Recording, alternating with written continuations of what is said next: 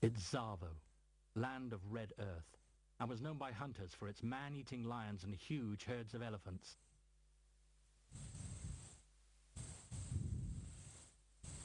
They also decided to create a reserve at the foot of Kilimanjaro.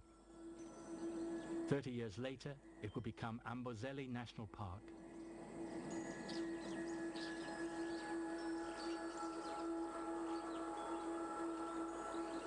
It's an open space around a large dry lake, which is surrounded by a wetland fed by the waters of Kilimanjaro.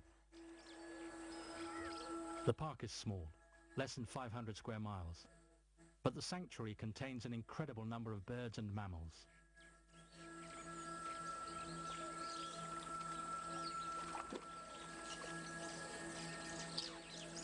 This site used to be a favorite of the great white hunters, most notably Ernest Hemingway.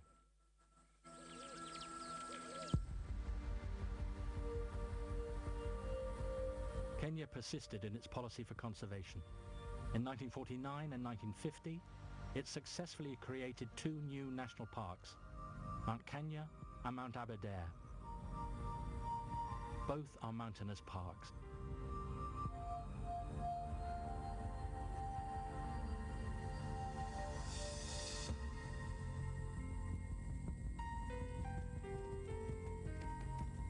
On the plain, a major decision was being made on the other side of the border concerning the savanna wildlife. In 1951, Tanganyika added the wide expanse of the Serengeti to a national park.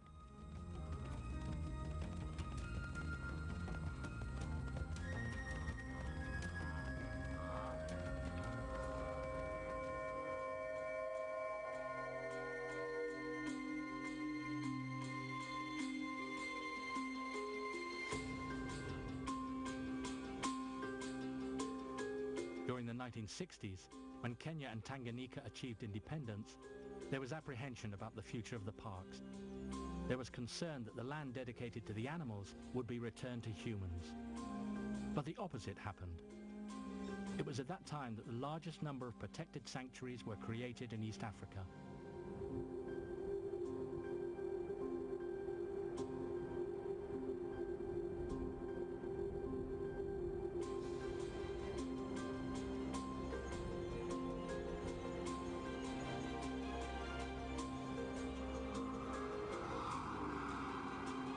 The concept of protected areas had made its way just about everywhere in Africa.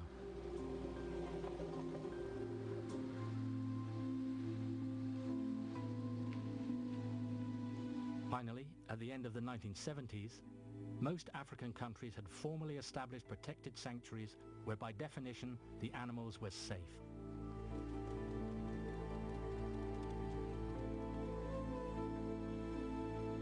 Finally, the future for African wildlife seemed secure.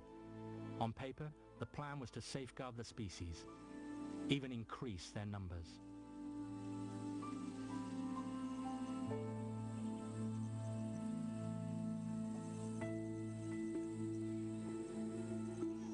But there was a condition: that the borders of the parks be respected, that the area remain inviolate, and that the rules be enforced. Can this, on a continent that lacks the means, lacks the money, lacks food, really be guaranteed?